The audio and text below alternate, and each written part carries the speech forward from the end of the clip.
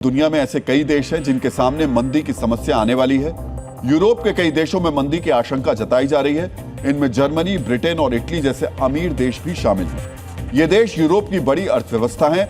अगर यहां मंदी आई तो दुनिया के दूसरे देशों तक फैलने में बिल्कुल भी देरी नहीं लगेगी। ईरान वॉर से अरब के देशों को सबसे ज्यादा आर्थिक नुकसान हुआ है।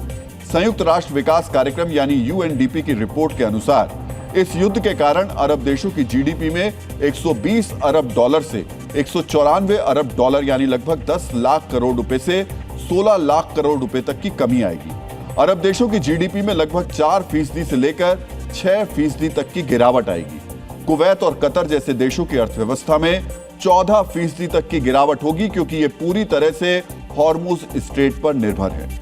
यूएनडीपी के मुताबिक युद्ध की वजह से अरब देशों में 37 लाख नौकरियां जाएंगी और लगभग 40 लाख लोग गरीबी की रेखा के नीचे चले जाएंगे। मित्रों, इन देशों में लाखों भारतीय रहते हैं जो वहां नौकरी करते हैं। वहां की अर्थव्यवस्था पर असर पड़ेगा तो हमारे देशों के लोगों पर भी इसका असर होगा।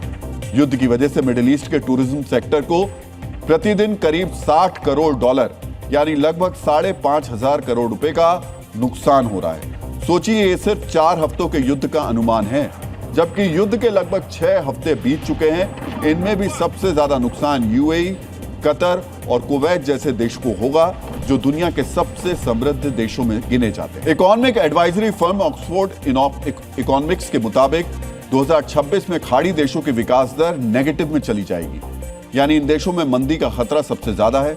समझ रहे हैं आप? जो देश पेट्रो डॉलर की कमाई से मालामाल रहते थे, उन्हें इस युद्ध ने मंदी के दरवाजे पर लाकर खड़ा कर दिया। मंदी की आशंका से अमेरिका भी नहीं बचा है।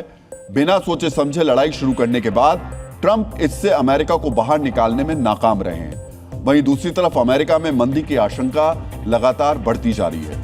क्रेडिट रेटिंग एजेंसी मूडीज के मुताबिक तेल के दाम में बढ़ोतरी की वजह से अगले 1 साल में अमेरिका में मंदी की आशंका 49% है। वहीं गोल्डमैन सैक्स के मुताबिक ईरान युद्ध के बाद अमेरिका में मंदी की आशंका 30% है, जबकि युद्ध से पहले मंदी की आशंका 25% थी। यानी दुनिया को युद्ध की आंख में झोंकने वाले ट्रंप अमेरिका को भी आर्थिक मंदी की तरफ ले गए हैं। वैसे भी हर बड़े तेल संकट के बाद अमेरिका में मंदी आने का ट्रेंड रहा है।